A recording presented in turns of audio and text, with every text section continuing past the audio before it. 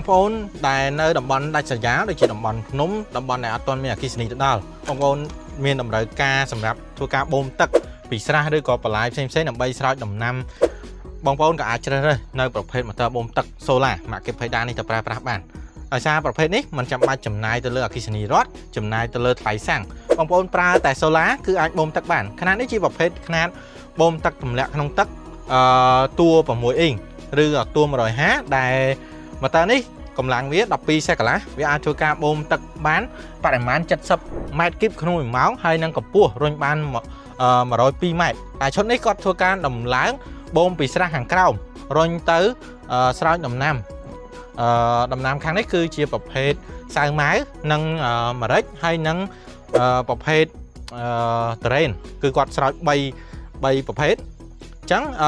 សម្រាប់ការស្រោចស្រពគឺគាត់ប្រើបានស្រោចទាំងអស់ហើយចំពោះចម្ងាយគឺគាត់រុញពីក្រោមនេះទៅដល់លើនោះប្រហែលជា1គីឡូដីហើយសម្រាប់ឈុតសូឡានេះផងដែរគឺយើងប្រើជាមួយនឹងសូឡាចំនួន30សន្លឹក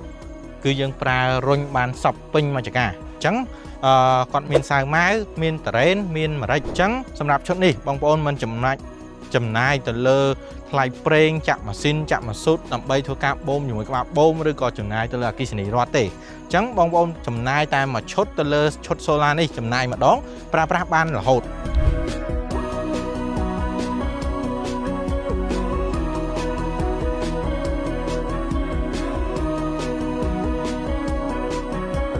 សម្រាប់ប្រភេទម៉ូទ័របូមទឹកសូឡាម៉ាកេភៃដាយើងក៏មានការធានាបន្ថែមរយៈពេល1ឆ្នាំទៅលើគ្រឿងបន្លាស់និងរយៈពេល3ឆ្នាំទៅលើសេវាកម្មមិនថាប្រភេទម៉ូទ័របូមទឹកទម្លាក់អណ្ដូងឬដាក់លើគោកនោះទេ